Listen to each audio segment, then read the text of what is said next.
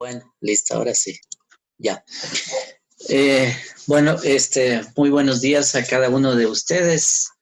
Yo soy Olger y en primer lugar hacer una disculpa por mi conexión. La semana anterior ha sido difícil en vista de que, bueno, yo vivo en Sangolquí y nosotros tenemos en casa una conexión a internet familiar y somos 4, entonces los 4 conectados era imposible. De tal modo que tuve que cambiarme de casa, estoy en otra casa haciendo la asistencia a las materias de la universidad. Y bueno, acá tenemos fibra óptica, por lo tanto ya la cuestión pude resolverla. Así que esa ha sido mi dificultad. He hablado con el padre Jaime, que es el director de pastoral, para explicarle eso en una reunión que hemos tenido el día viernes. Bueno, entonces voy a iniciar la clase de antropología filosófica haciendo unas breves explicaciones y también la metodología del curso, sobre todo esa tarea que ya les he incorporado a ustedes en su aula virtual y sobre todo ahí me voy a detener un poco para explicarles de mejor manera. Bueno, ante todo decirles que mi nombre es Olger Díaz, de profesión hice la psicología, pero después estudié antropología y más bien yo me defino como antropólogo, es decir, estoy dentro de esta área de la ciencia que es la antropología. En ese sentido, pues voy a compartir con ustedes el semestre desde el punto de vista de la ciencia más bien, aunque la filosofía y la ciencia pues no son dos áreas desligadas ni desarticuladas, sino que se complementan entre sí. Lo que sucede es que la antropología filosófica es mucho más amplia que la antropología social o las antropologías que se derivan también de la misma antropología. Por ejemplo, hay antropología económica, antropología jurídica, antropología biológica, antropología cultural, etc. Entonces, de ahí se derivan también de la misma antropología. Yo estudié antropología social, en ese sentido manejo más eso más que la misma antropología filosófica, pero no están desarticuladas estas áreas. No sé si antes porque tengo un PowerPoint para explicarles, hacer una introducción a la materia, ¿hay alguna pregunta de ustedes que tengan pendiente o que tengan alguna inquietud antes de proseguir? Si es que alguien tiene, pues háganme en este momento para poder continuar.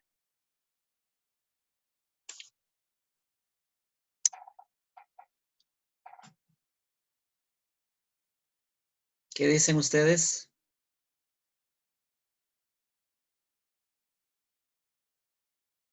¿Aló?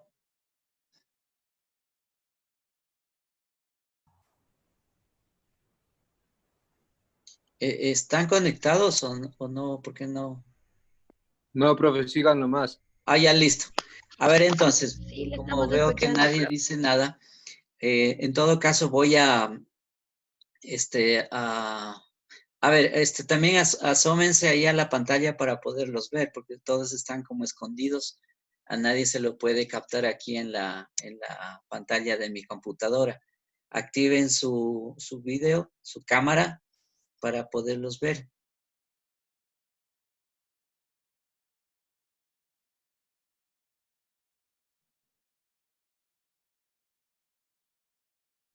Mira, Andrea, voy a conectarme con un PowerPoint para hacerles una explicación muy bien a eso, así está bien. Y les voy a explicar un poco y después contesto a tu pregunta. ¿Te parece?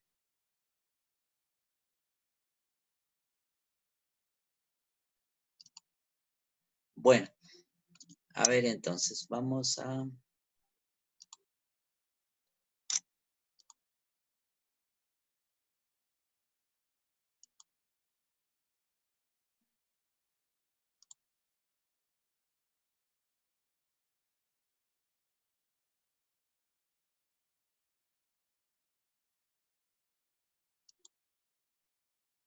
Ya listo.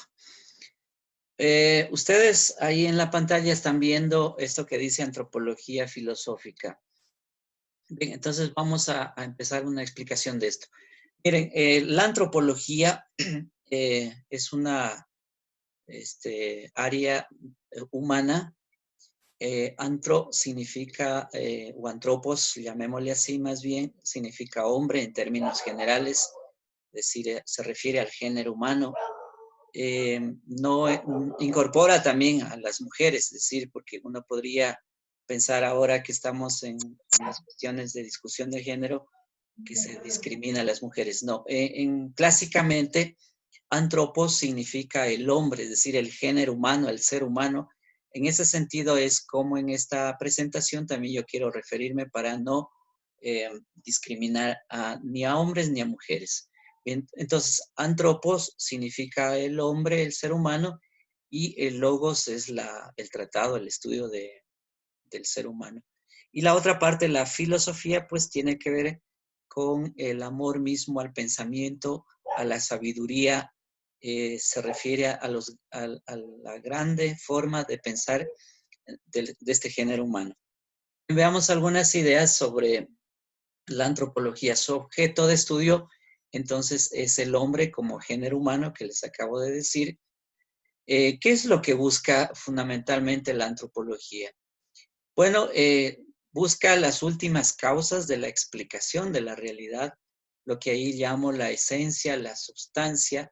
Es decir, la substancia es un término que se ha desarrollado en la filosofía clásica desde Aristóteles. Sin embargo, también ese concepto de substancia significa esencia, ha sido a lo largo de la Edad Media y de la historia en Occidente también ocultado o tergiversado o dejado a un lado de algún modo. Sin embargo, Baruch Spinoza, un filósofo europeo, va a retomar el concepto de substancia. La substancia se refiere a la esencia de lo que son las cosas, de lo que contienen las cosas, es decir, es la causa primera de algo, lo que está en la base de algo. A eso se refiere la substancia. Bien, entonces es un concepto importante para la ciencia y por supuesto para la filosofía. La antropología filosófica también se pregunta por el quiénes somos los seres humanos.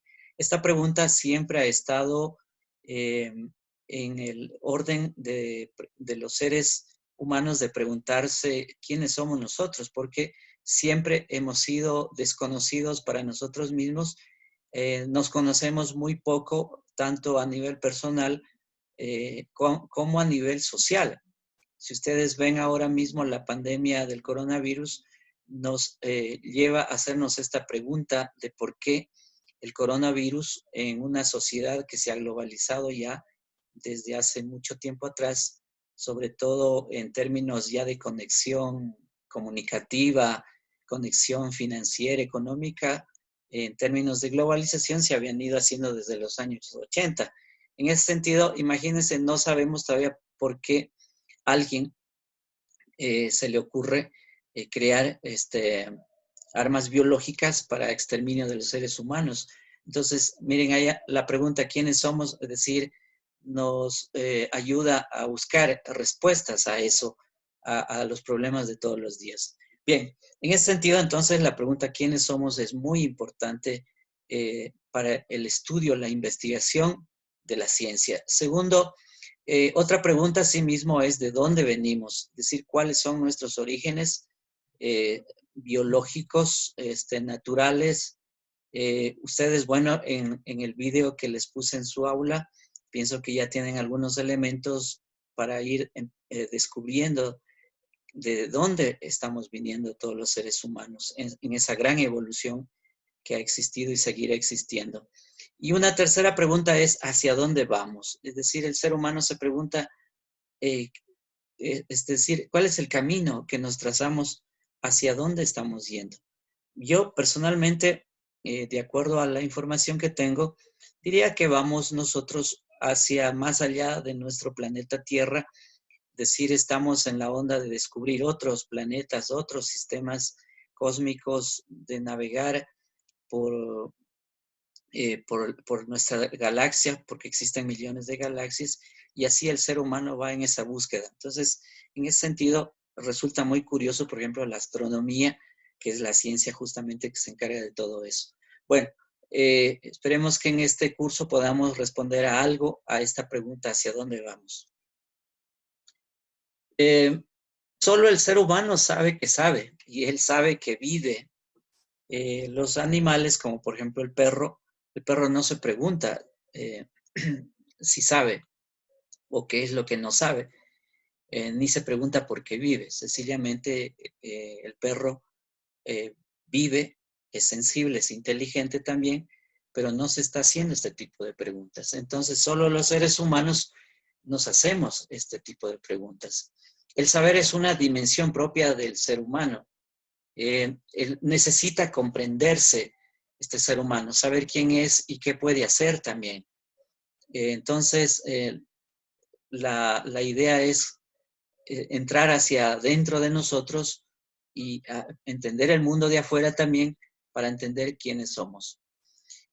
El ser humano genera metas, genera objetivos, direcciones, trayectorias, lo que en la filosofía se llama finalidades, o también hay una palabra mucho más compleja para decir lo mismo sobre esta finalidad, que es la teleología. La teleología es la finalidad, son las finalidades, y el ser humano no está exento de las finalidades. Siempre estamos proyectando hacia adelante el futuro. Queremos que el futuro suceda. En ese sentido, por ejemplo, proyectamos la realización de un edificio. Hay que planificarlo, hay que pensarlo, planificarlo y luego ejecutarlo, es decir, realizarlo, lo que se llama objetivación del edificio. Entonces, miren, ahí hay una teleología, es decir, el ser humano se plantea una finalidad y luego trata de hacerlo. Esta teleología también tiene que ver con el para qué. Esta pregunta del para qué. ¿Para qué estoy aquí? ¿Para qué estamos aquí? ¿Para qué de todo? ¿Por qué todo también? Porque el por qué también tiene que ver con los para qué. Aunque el para qué como pregunta es más relacionada con las finalidades.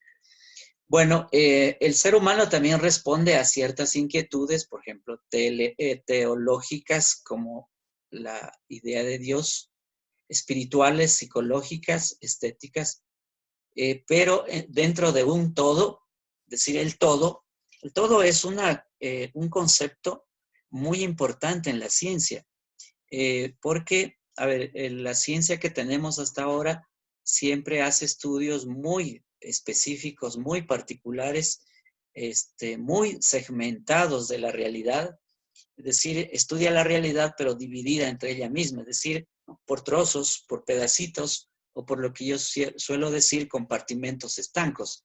Entonces, miren, ese es un problema de la ciencia que aún no lo ha superado y está buscando cómo superarlo a través de otras palabras que usan, como por ejemplo la interdisciplinaridad o la multidisciplinaridad o la transdisciplinaridad, que son palabras complicadas, pero que tratan a través de eso de articular, y sin embargo no hay respuestas a eso. Entonces, miren, regreso a la idea del todo. El todo es un concepto, o más bien una categoría que nos sirve para cuando estudiamos algo, juntarlo, articularlo entre sí. No podemos estudiarlo desgajado de la realidad misma, porque la realidad no está desgajada.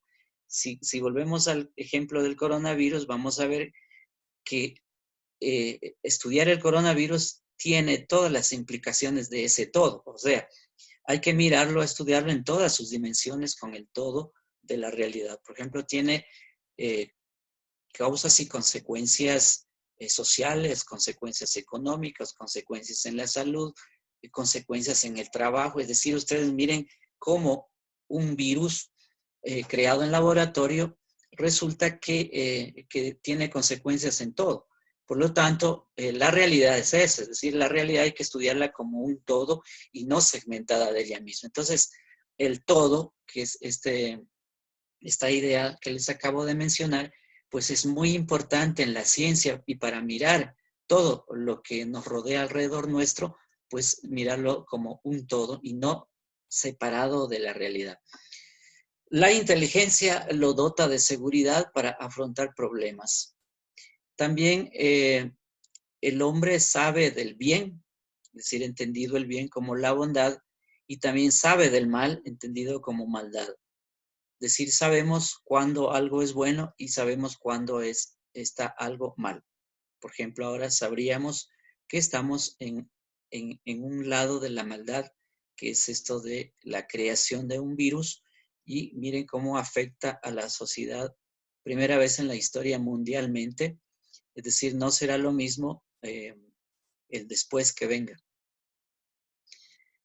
Origen del hombre. A ver, hay algunas teorías también que se han ido creando para explicar el origen del ser humano. Fundamentalmente yo aquí les indico solo dos. Una, creo que han sido las más importantes, pero existen otras también. Una ha sido esta teoría del creacionismo. El creacionismo básicamente tiene su fundamento en el judaísmo y en el cristianismo y el islamismo. Es decir, ahí nace con el origen del hombre. Ustedes si han leído la Biblia van a encontrarse que en el Génesis lo primero que se explica ahí es la creación del hombre. Es decir, Dios crea al hombre en un origen, en esa creación, Dios crea al hombre de la nada. Es decir, ahí hay un concepto ya que aparece nuevamente que es la nada. Y de la nada Dios crea al hombre, bueno, y en realidad ha sido una explicación religiosa, una explicación más bien mítica, y que aún se sigue sosteniendo esa visión, pero es una visión esencialmente religiosa. Otra teoría, más bien científica, propiamente ha sido la teoría evolucionista, la que se va a dar a partir de Charles Darwin, y bueno, él con el origen de las especies va a tratar de explicar cómo es que se dio el origen del hombre. Yo en estos días les voy a poner un video también sobre el origen del hombre explicado desde la astronomía para que ustedes puedan entender también. Pero en términos generales diríamos que el ser humano se origina de las estrellas, es decir, de una estrella que se convierte o es una supernova que explota y luego se expande. Por lo tanto, en esa expansión o en esa primera explosión también, que le llaman Big Bang, es el origen propiamente de lo que conocemos ahora como universo. Pero el universo se expande y ahí quiero también corregir esta idea de que algunos científicos han dicho que el universo tuvo una explosión. Más bien mi teoría, basándome en la teoría de Hawking y de otros, diríamos que el universo siempre estuvo en expansión. Es decir, el Big Bang es parte de esa expansión que se origina de una estrella que explotó, por supuesto, y se llama una supernova. Pero antes de eso existen otras estrellas, porque así es el comportamiento también del universo. Entonces, miren, de allá venimos, es decir, el ser humano hace 3.200 millones de años, no, perdón, 3.2 millones de años es cuando aparece el primer homínido que va a ser la raíz propiamente de del desarrollo de los humanos que va a haber hasta el día de hoy. La última generación de humanos básicamente tiene 150.000 años, que somos o los que pertenecemos al Homo sapiens, pero eso sigue en evolución. No se sabe cuál será la próxima generación de humanos, pero en este momento estamos en el Homo sapiens sapiens. Bueno, y eso es, y miren las falencias que tiene este Homo sapiens. De todas maneras, el Sol tiene una existencia de 5.000 millones de años, la Tierra nace hace 4.500 millones de años, y los humanos, como les decía, después de millones de años también, hace 3,2 millones de años, el origen de lo que somos nosotros los seres humanos. Bueno, ahí hay todo un conjunto de ideas que hay que trabajarlas para entender mejor el origen de los seres humanos y por qué estamos como estamos en este momento. El creacionismo, entonces decía, se apoya en la esencia omnipresente para explicar el origen del hombre. Es básicamente teológico, es decir, religioso. Dios crea algo de la nada. En el principio era la nada.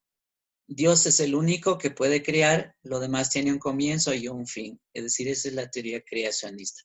Pero yo diría que en esta teoría pues no hay pruebas todavía, en realidad no hemos encontrado pruebas para demostrar todo esto. Por lo tanto, ahí se riñe entre ciencia y religión.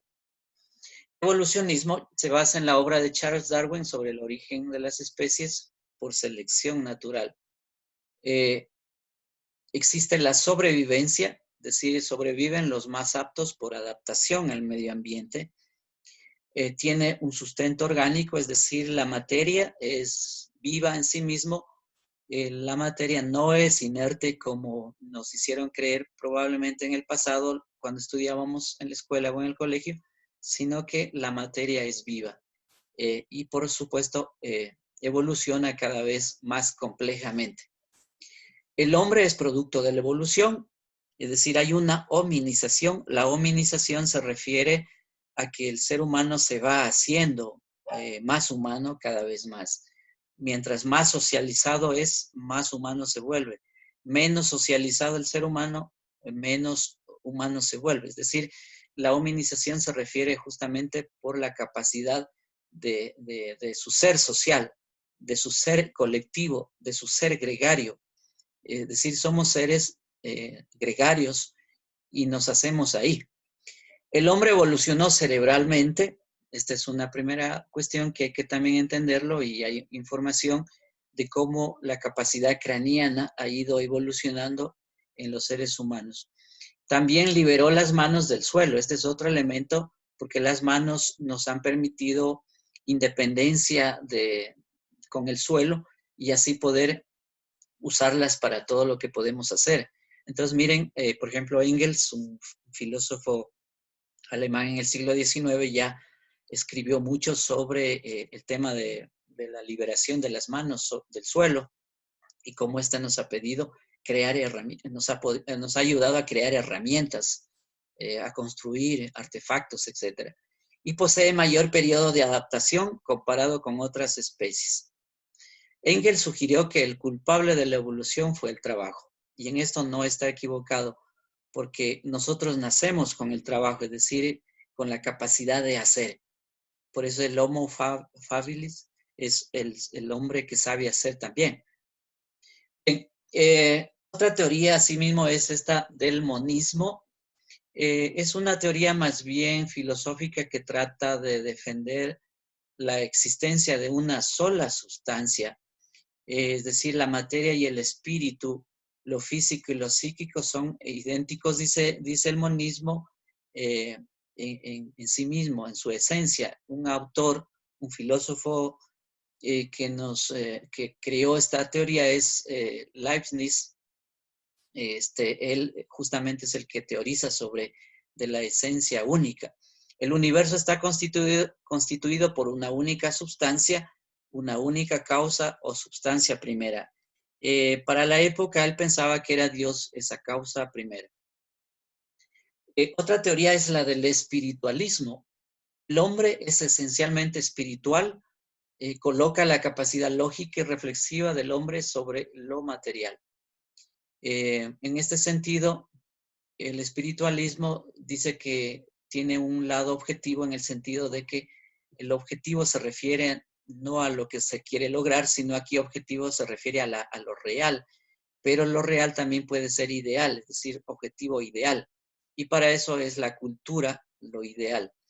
Y también habla de lo subjetivo, es decir, lo subjetivo se refiere a cada individualidad, a lo que es cada ser humano, cada persona, es decir, a lo que incorpora ese ser humano. A eso se refiere lo subjetivo. Nosotros tenemos una subjetividad que está determinada por nuestra capacidad de emocionarnos, los sentimientos, etcétera, qué sé yo, la capacidad de imaginación. Bueno, y todo eso es parte de lo subjetivo. En el espiritualismo, diríamos que es un sistema de filosofía que defiende la esencia espiritual y la inmortalidad del alma. También surge como respuesta al positivismo. ¿Qué es el positivismo? El positivismo es el ámbito de la ciencia que se desarrolla desde, diríamos, el siglo XVI ya, con Descartes, que va a hablarnos justamente de la observación. Entonces, el positivismo significa la ciencia, pero tiene un enfoque, el positivismo, es decir, una manera de cómo se entiende el positivismo. Y hablamos de que es la experiencia comprobada o verificada a través de los sentidos. Es decir, en otras palabras, diríamos que el positivismo necesita de la comprobación, de la verificación de los hechos, de las circunstancias, de las acciones. Por eso es que la ciencia trabaja con esa vía. Sin embargo, hay otra posición que no la voy a hablar aquí, pero que se refiere a la ontología. La ontología es la ciencia del ser, y sobre todo se destaca en una ontología histórica, en una ontología social, es decir, es acudir a la esencia misma de las cosas para explicarles. En este sentido se habla de la ontología, que no es lo mismo que el positivismo. Otra corriente tenemos el naturalismo. El hombre es esencialmente de naturaleza material. Las leyes pueden explicar la naturaleza del espíritu. Lo primero es la materia, luego el espíritu. Es de carácter biológico. La materia es base de la realidad y de la evolución. El hombre fue eliminando satisfactores. El ser material hace al hombre finito. Como ustedes pueden notar en estas ideas, el naturalismo es esencialmente biológico y material y descuida, digamos, otros elementos que han ido evolucionando junto con el hombre. Por ejemplo, el espíritu, que no puede estar separado, por supuesto, de la naturaleza, lo psíquico, es decir, lo psíquico es el desarrollo mental de los seres humanos, que cada vez ha sido mucho mejor. Sobre todo en los últimos 50 años, con el apoyo de la tecnología, el ser humano ha evolucionado como nunca antes en siglos de existencia de este ser humano. Otra corriente es el dualismo. Dual significa dos. Sostiene la dualidad del espíritu, es decir, el cuerpo y el alma, el espíritu y la materia. Fundamentalmente, esta idea se origina en Platón, entre los griegos, y después fue retomada por la Iglesia Católica, y bueno, y la Iglesia ahora llamémosle evangélica. Bueno, y siguen manteniendo esta idea del cuerpo y del alma, del espíritu y la materia por separado.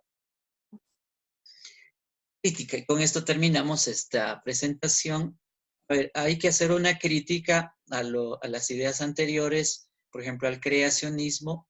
El espiritualismo y el dualismo son teorías reduccionistas e idealistas de la realidad.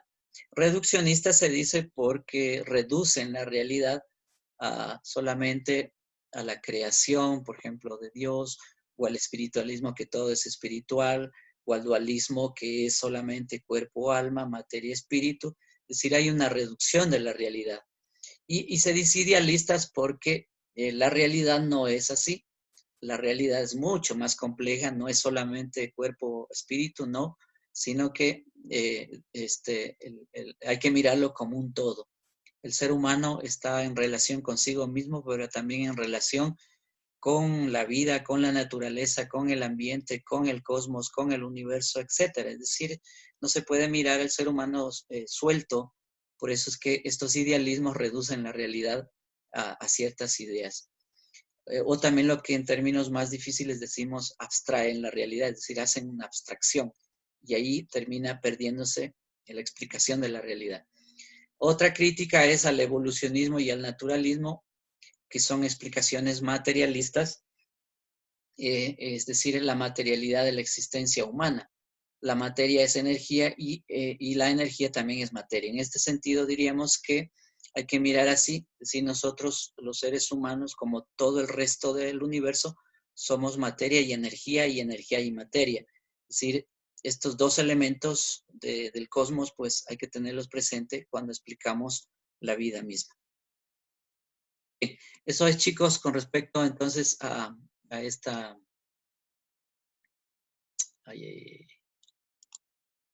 a esta presentación. Yo no sé si tienen algunas preguntas sobre esto antes de pasar a la siguiente explicación. ¿Qué dicen ustedes?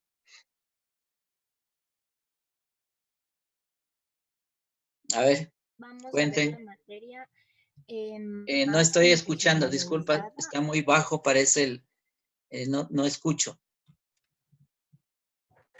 No sé si ahí me escucha. Sí, ahí sí. Bueno, Jennifer. Ya. Decía que no sé si esta materia va a ser más centrada a lo que es científicamente o va a basarse equilibradamente en lo que es también teológico. Mira, el programa porque yo soy profesor nuevo también en esto, pero estamos siempre en reunión con Pastoral. Sin embargo, el énfasis que tiene la materia es más antropológica y menos teológica. Porque, bueno, claro, la teología es una ciencia también que trata de estudiar, digamos, el ser, Dios. Pero ahí no entramos mucho, sino más bien el énfasis es más antropológico, como si tú has fijado en el programa, por ejemplo, toda la primera parte es todo lo que es la biogénesis, el origen del ser humano, etc. Yo también tengo mis limitaciones sobre la parte teológica, porque yo no he estudiado teología, sino yo estudié antropología. Entonces, también tengo esa limitación y no podría también, digamos, hacer explicaciones teológicas. Entonces, sí es un límite, pero de todas maneras yo creo que al estudiante ayuda a plantearse, a hacerse preguntas. Por ejemplo, ahora mismo seguramente ustedes están ya haciéndose preguntas si siguieron la presentación y lo que ya han leído y también lo que les han dicho sus papás y lo que les dicen también en la universidad, seguramente se van haciendo preguntas y muy importantes. Entonces, la idea es también que ustedes se planteen, se replanteen lo que piensan y puedan, digamos, buscar respuestas a eso. Yo lo que sí hago es apoyarme en la ciencia, es decir, mi punto de vista, y eso es así, es el apoyo en la ciencia propiamente. Es decir, yo hablaré, y de hecho así es como estoy hablando también, desde la perspectiva científica y no desde la perspectiva exactamente teológica, porque ahí, como te dije ya, tengo dificultades de ese lado. Entonces, no sé si respondí a tu inquietud. Sí, gracias, profe. Ya. Tenía otra pregunta. Sí. No sé, cuando usted habla de las teorías del origen del hombre, ¿tenemos que tomarle solo dos teorías como el creacionismo y el evolucionismo o también ponemos la parte de la astronomía como una teoría extra? Mira, las teorías son teorías. A ver, voy a explicarte un poco qué es una teoría. Mira, en la ciencia existen dos perspectivas, dos caminos que se han estudiado a lo largo desde los griegos en Occidente. Una es lo que se llama un enfoque, una perspectiva esencialmente epistemológica o nociológica. ¿Qué quiero decir con eso? Epistemológica significa conocimiento, la teoría del conocimiento, y lo nociológico es la teoría del conocer mismo. Es decir, nociológico o epistemológico quiere decir exactamente lo mismo, solo que son, a ver, los franceses o los europeos que hablan de epistemología y los norteamericanos que hablan de nociología, pero en realidad es lo mismo. Pero esa es una vía que se ha desarrollado, y la ciencia positiva, es decir, el positivismo como ciencia, que era lo que definíamos en la presentación, mira, siguió esa vía. Pero hay otra vía también, asimismo, que viene por parte de los griegos, y que es la vía más bien ontológica, es decir, centrados en la substancia de las cosas, en lo que son las cosas, en lo que es algo, en lo que es el ser, como ellos hablan, es decir, el ser de la naturaleza, el ser social. En ese sentido se habla de entonces una vía ontológica, es decir, es la teoría del conocer, pero lo que es la realidad. Entonces, mira, tienes dos visiones. Entonces, a partir de ahí se han establecido las teorías. Las teorías idealistas, en el sentido de que, es decir, se hace hipótesis, bueno, y después se trata de comprobarlas o de probarlas. Y si se prueban, pues bueno, dicen esto es teoría. Y si no se prueban, pues no son teoría y se las descarta. Esa es una vía.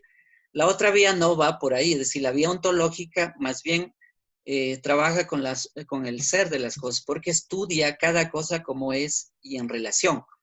Es decir, por ejemplo, lo que te decía el coronavirus, ya, ahí tenemos un fenómeno y tenemos un problema social que se origina en la China, y sin embargo, hay que explicarlo desde sus bases mismas, qué es lo que causó, qué relación hubo ahí en torno a quienes fabricaron, luego en dónde fue depositado y luego las consecuencias que tiene todo eso.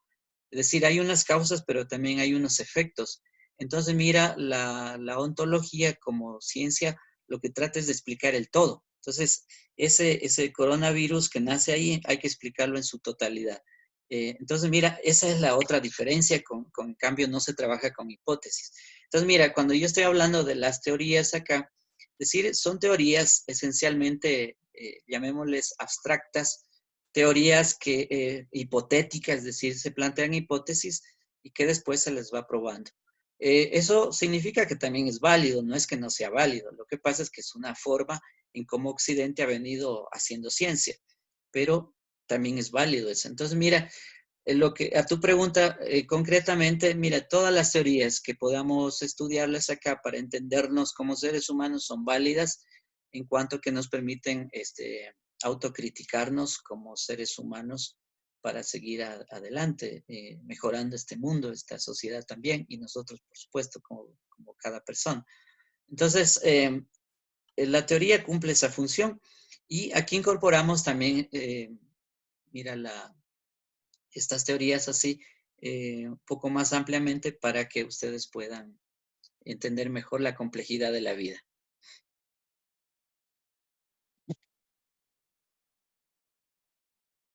¿Alguien más? Gracias, profe. Ya, a ver, solo quería preguntarles algo, a ver, ¿cómo les ha ido a ustedes con la primera lectura que les puse? ¿Cómo va eso?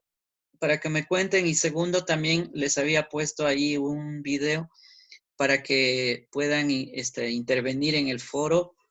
No sé si ya lo han visto. Bueno, yo anoche revisé, habían apenas 6 estudiantes que habían ingresado, el resto no ha ingresado. A los que ingresaron yo les puse allí algunos criterios también, respondiendo a sus inquietudes, y el resto pues no ha ingresado todavía. Yo veo que hay 33 alumnos y apenas han intervenido 6. De todas maneras, a los que intervinieron en el foro, ¿qué les pareció el video?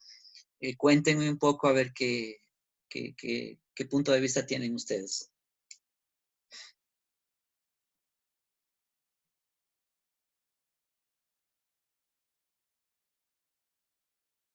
¿Nada?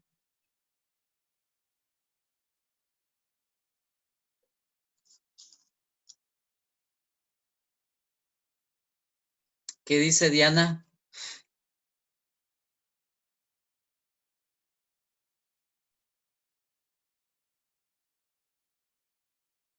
Diana,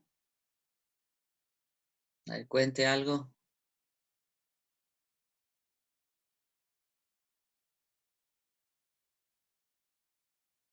Parece que está ausente de la clase.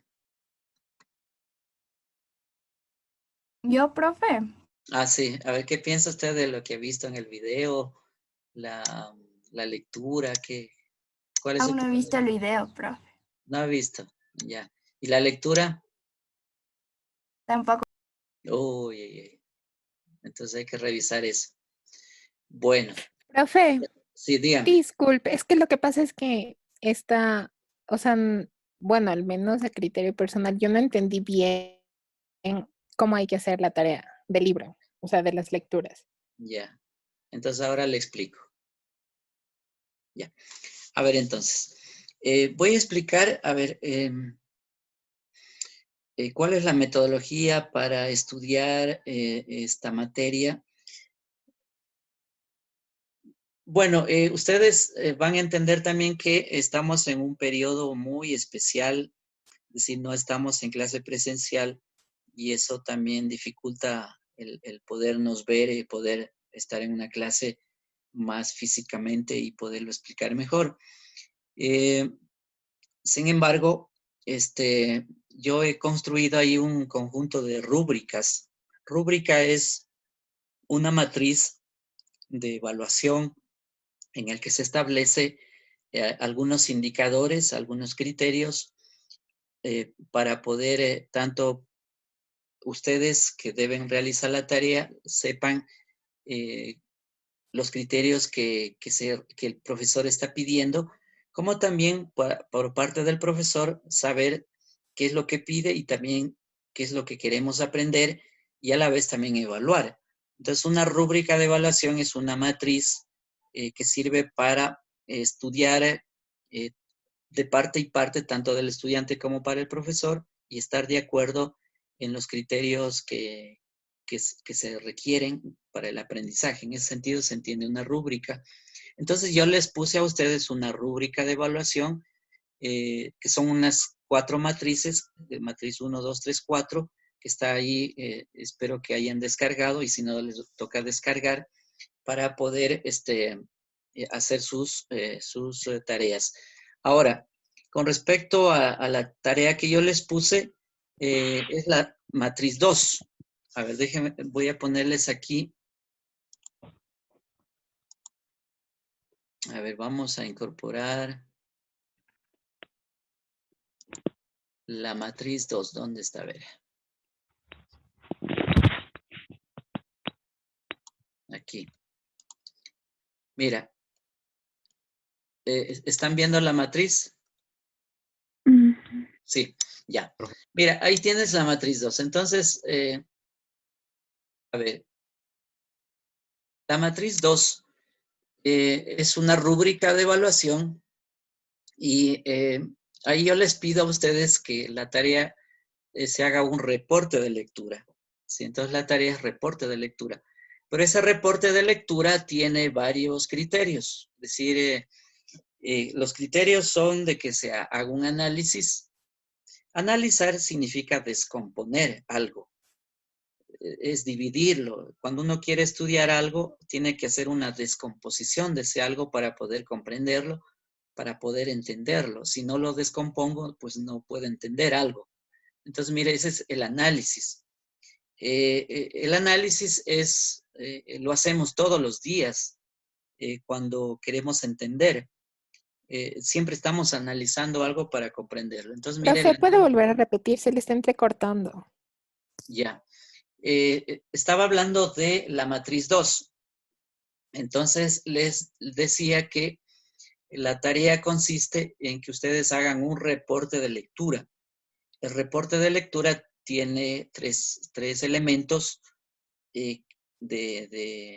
como actividad que hay que hacer. Uno es el análisis Y les decía que analizar significa descomponer, dividir, segmentar algo para poder entenderlo, para poder comprenderlo. Entonces, miren, hay que analizar. Otro elemento es síntesis, es decir, una vez que uno analiza, es decir, descompone el objeto o descompone lo que está estudiando, logra captarlo, entenderlo, bien, entonces se hace una síntesis. La síntesis significa que uno en pocas palabras puede estar diciendo todo lo que analizó, ¿sí? Entonces la síntesis, en cambio, es el lado contrario del análisis. Es decir, la capacidad de poder resumir, de poder reseñar algo y decirlo en pocas palabras. Entonces, a eso se refiere la síntesis. Y el otro elemento del reporte de lectura es el comentario crítico. Es decir, lo que tratamos es que ustedes puedan criticar cada lectura que hacen o lo que miran también, para que no se quede eso en el aire, sino que van incorporándolo a su capacidad mental. Bueno, así entendemos entonces esto del reporte de lectura. Entonces, esta matriz contiene esos tres elementos: análisis, síntesis y comentario del texto. A ver, entonces, voy a explicar el primer elemento. A ver, entonces, en esta tarea para el reporte de lectura, lo primero que hay que hacer es identificar la tesis del texto, tesis central del texto, o el objetivo que se ha propuesto el autor. Me explico. Todos los autores que escriben siempre van a iniciar planteándose una idea central, una idea fundamental, o lo que se puede llamar también un mensaje fundamental. Es decir, ellos parten planteándose una primera idea que quieren mostrarla o demostrarla. A eso se le llama la tesis central del texto. Es decir, hay una idea clave sobre la cual se levanta la argumentación del texto. Entonces, miren, la tarea hay que buscar si es que ese texto tiene esa tesis central. O la otra manera de entender lo mismo es identificando el objetivo del texto. El objetivo aquí se refiere, en cambio, a lo que quiere escribir el autor, a lo que quiere lograr el autor, qué es lo que se plantea el autor a lo largo de su texto. A este se le llama objetivo del texto, o cuál es el objetivo del texto. Entonces, miren, en ese sentido, la idea ahí es que ustedes puedan identificar el objetivo del texto o, miren, no digo y, sino o, la tesis central del texto. Es decir, hay que estar atentos qué es lo que está el autor diciendo, si es un objetivo o es una tesis que se plantea. En este sentido es la primera cuestión que hay que escribir después de la lectura que haga cada estudiante. Usted tiene que identificar. Segundo, las categorías centrales del texto. A ver, voy a explicar esto. ¿Qué son las categorías? Miren, se entiende por categoría. A ver, voy a dar como una definición para analizar eso. Las categorías son formas del ser mismo de las cosas y son también determinaciones de existencia. ¿Qué quiero decir con esto? Que las categorías son parte de la realidad. No son ficticias, no son ideales ni son abstractas, sino que forman parte de la realidad. A ver, ejemplo. Voy a darles un ejemplo de la vida republicana ecuatoriana. El Ecuador, como país, como Estado, se funda en 1830.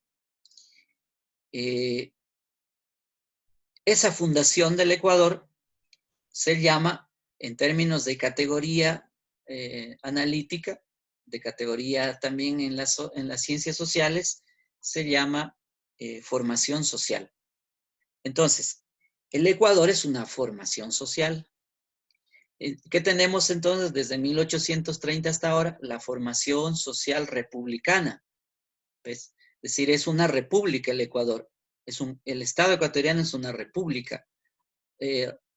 La res populus significa res, la cosa pública. Eso significa república en el latín. Entonces, ¿cuál es la categoría ahí? Es la categoría, miren, y es real, no es ficticia, es la formación social republicana del Ecuador. Entonces ahí estamos hablando de una categoría, ¿se da cuenta? Entonces cuando yo digo que las categorías son formas del ser social en este caso, mire, estoy hablando de que la formación social republicana es parte del ser de la sociedad, no es algo abstracto, sino que es algo concreto. Entonces, mira, esa es una categoría. La otra parte de la definición que decía, determinaciones de existencia, significa que estamos condicionados de algún modo a la existencia del Estado, es decir, a la formación social republicana. Es decir, la formación social republicana nos contiene a los habitantes ecuatorianos, los que formamos parte de este Estado ecuatoriano. Y el Estado nos determina, nos va haciendo de algún modo, nos obliga a hacer. Entonces, mira, yo sigo así. Esa es una categoría. No sé si me captaron la idea, pero la categoría, entonces, son reales, forman parte de la realidad. Entonces, en este sentido, a ver, diría, la tarea es que ustedes analicen una de esas categorías que van a encontrar o varias categorías que van a encontrar en el texto, ¿sí? En términos de que son parte de la realidad. Por ejemplo, si yo digo hombre, hombre es una categoría real, pues, o sea, en términos de hombres, mujeres, como antropología. No es ficticio, es decir, existe el hombre físico, el hombre psicofísico. Entonces, miren, ahí tienes una categoría. Bueno, y así. Otro elemento que incorporo en esta rúbrica es el de los conceptos. Es decir, hay que analizar también conceptos o también buscar qué conceptos son importantes en el texto. Por ejemplo, aquí, ¿qué es un concepto? A ver, también aquí en esto hay que aclararlo bien. Desde la ciencia diríamos que el concepto es la expresión de la realidad. No es la representación, sino la expresión de la realidad. Es decir, si yo digo el concepto teléfono celular, miren, ese es un concepto, teléfono celular, pues mira, expresar la realidad del teléfono celular significa explicar las cualidades, las propiedades específicas, concretas del celular, es decir, cuál es la forma y la esencia de este concepto teléfono celular.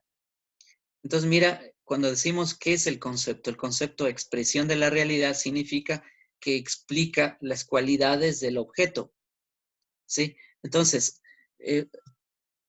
para la tarea es que ustedes encuentren los conceptos, que son los que están hablando de la realidad. Entonces, ¿qué es un concepto? Entendámoslo como expresión de la realidad. Entonces, lo que hay que hacer ahí es, a partir de la lectura que ustedes hacen, ¿cuáles son los conceptos fundamentales del texto? Y que forman parte de las categorías que ustedes estudian también. ¿Sí? Por ejemplo, cuando poníamos en la presentación origen del hombre, ¿ves? Y decíamos teorías, mira, ahí estamos ya tratando de identificar también ciertos conceptos. Bien, en esta parte ustedes van a elaborar un mapa mental. Un mapa mental siempre es una manera, es un mapa como de carreteras, así como el mapa de carreteras o el mapa del Ecuador nos sirve para dar cuenta de cómo está hecho el país o en el mapa de carreteras cuál es la ruta que hay que seguir para no perdernos. Lo mismo pasa con los mapas mentales que nos sirven para poder diseñar, para poder explicar también a través de un mapa lo que leemos.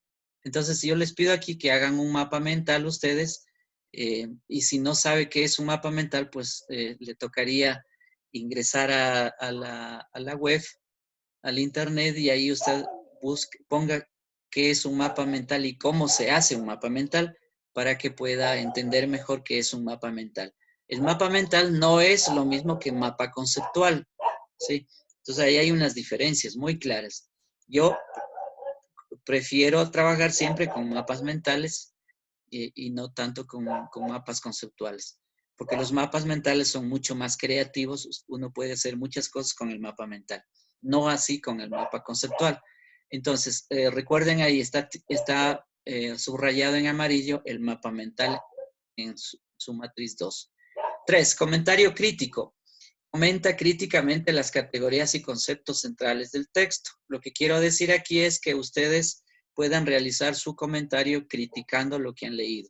Esta es su posición personal, argumentando sobre todo. Aquí es importante argumentar y no decir lo que yo pienso. Por ejemplo, si yo digo, yo creo, yo pienso, a mí me interesa, son puntos de vista muy personales, de opinión, pero no ayudan en la explicación desde el punto de vista de la ciencia. Por lo tanto, lo que hay que buscar son argumentos que hay que escribir para comentar críticamente. Por último, tenemos la fuente bibliográfica. La fuente bibliográfica es el texto que ustedes han leído. Y para esto, a lo largo de todo el curso y de todos los semestres, el estudiante lo que debe hacer es siempre usar el estilo APA, las normas APA. APA significa Asociación de Psicología Americana, eso es APA. Entonces, lo que hay que buscar es que ustedes puedan explicar y registrar la información a través de las normas APA. Miren, eso es en cuanto a la explicación de la metodología que tenemos para ahora.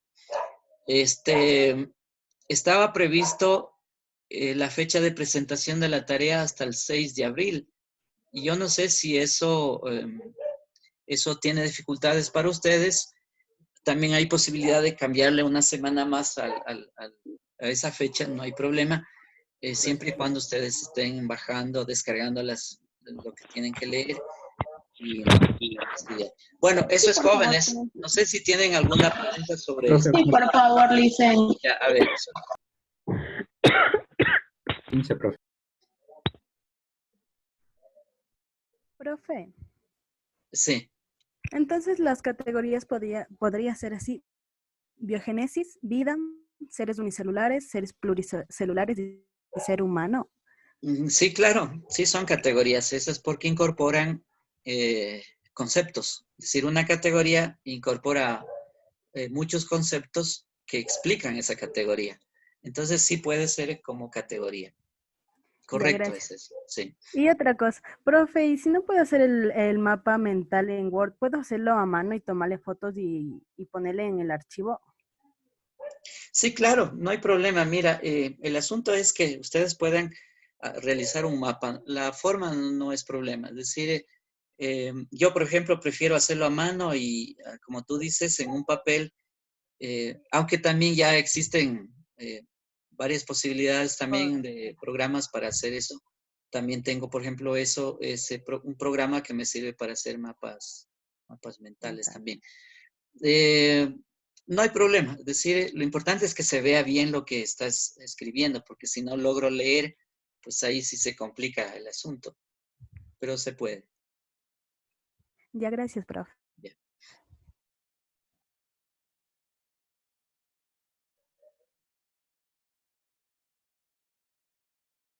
¿Alguna otra inquietud?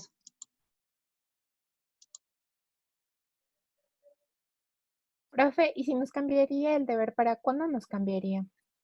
Es que ustedes no dicen nada todavía, entonces yo no podría cambiarlo por ahora. 15.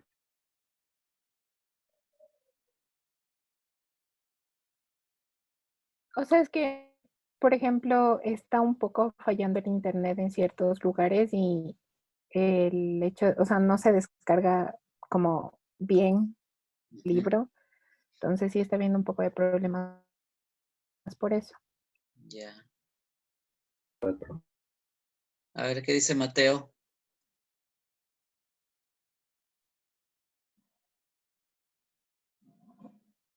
Mateo no está. Bueno, listo. Yo les puedo cambiar una semana más, es decir, cambiar la fecha una semana más, que no sería el 6, sino la siguiente semana. ¿Les parece? Sí, profe. Sí, profe. Lo que sí deben hacer es incorporarse al foro y hablar en el foro también, porque ya les voy a cambiar ese foro, voy a poner otro como es otro video para que ustedes puedan ver en cambio sobre el origen del hombre. Entonces, ingresen a ese foro y luego eso se cierra automáticamente y no van a tener más chance porque eso se cierra así. Entonces, a los estudiantes que no han participado aún, ingrese para que participe ahí. Bueno, esa es mi petición. Profe, ¿y el foro se va a mantener abierto hasta el 6 de abril o ya en esto? El foro, a ver, el foro está abierto, déjame ver. El foro también está abierto hasta el lunes 6 de abril, o sea, está todavía vigente.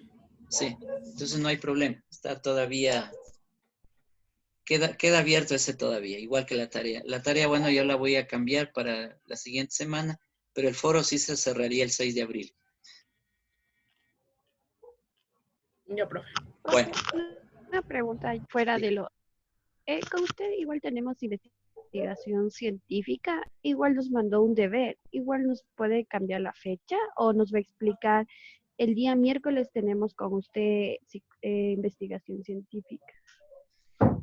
Mira, como esa es otra materia, pues esa hay que darle tratamiento de acuerdo a ella misma. Entonces, el día que tengamos clase ahí, más bien puedes preguntarme de nuevo porque van a estar los otros estudiantes que están matriculados en esa materia. Ahí vamos a hablar sobre eso, en todo caso, dependiendo de lo que diga cada estudiante. Ya, Lice, muchas Bueno, gracias. listo.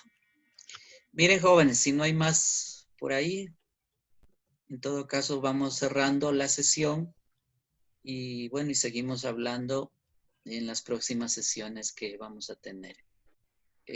Miren, les voy a pedir también que en estas clases ustedes vayan preguntando o diciendo su punto de vista a partir de las lecturas que vamos a hacer. Porque las lecturas siempre hay que hacerlas y llevarlas a la clase, porque las lecturas se discuten. Sí, todos lo discutimos, no es que cada quien se toma por sí mismo, no, hay que discutir. Por lo tanto, yo les pido que ustedes lleven ideas a la clase y discutamos en la clase, para eso es la clase. O sea, la clase es un laboratorio de ideas. Entonces, yo les pido que lleven a la clase lo que han leído para poder participar, porque si no se convierte en un monólogo también del profesor y ustedes no dicen nada. Entonces, les pido también que lleven así, es decir, es como una clase presencial básicamente, solo que estamos haciéndolo virtualmente. ¿Les parece? Sí, profe. Listo. Sí, profe. Ya. Entonces vamos a cerrar la sesión. Ha sido muy satisfactorio y estoy con mucho gusto aquí en esta reunión, conversando con ustedes y bueno, entendiéndolos por primera vez en la clase virtual. Y nos veremos la próxima sesión. Ya. Hasta pronto. Hasta luego, profe. Profe, hasta luego. Un lindo día. Luego, profe. Hasta luego, profe. Hasta luego. Buena esa bachata.